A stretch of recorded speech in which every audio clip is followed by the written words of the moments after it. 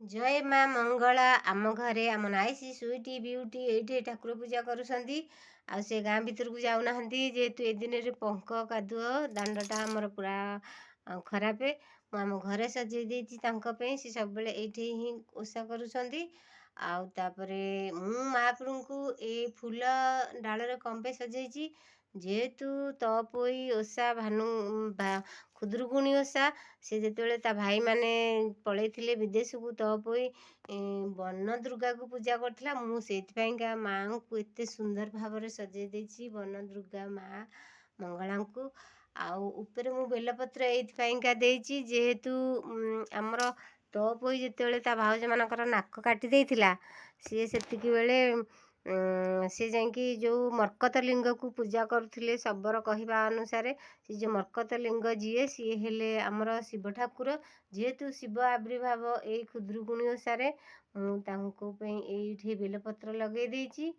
ଆଉ ମୋ ଠାକୁର ପୂଜା କେମିତି ଦେଖାହେଉଛି କମେଣ୍ଟ କରିକି ଟିକେ କହିବେ। ଜୟ ମା ମଙ୍ଗଳା। କଣ୍ଟା ହୁଏ ଫୁଲ ତୋ ନାଁ ଧରିଲେ, ଦିନ ସାରା ଶୁଭ ତୋ ମୁହଁ ଚାହିଁଲେ।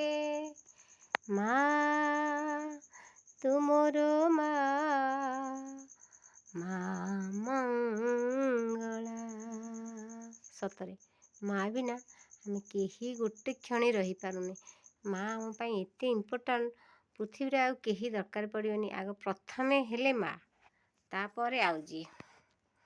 ତେଣୁକରି ଆମେ ମାଆଙ୍କୁ ଆଜି ବହୁତ ଭଲ ଭାବରେ ସଜେଇଛୁ, ମାଆଙ୍କୁ ପୂଜା କରିଛୁ। ଆଉ ଛୁଆମାନେ ଏଇନା ଆସିଲେ ପୂଜା କରିବେ। ମୁଁ ଆମ ଘରେ ଏତେ ସାରା ସଜେଇ ଦେଇଛି।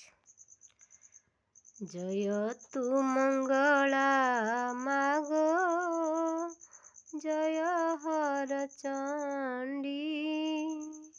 ତୋତେ ସୁମରିଲେ ମାଗୋ, ଦୁରିତ ଯେ ଖଣ୍ଡି। ବିପଦ କାଳରେ ସୁମରନ୍ତି ଯେଉଁ ଜନ,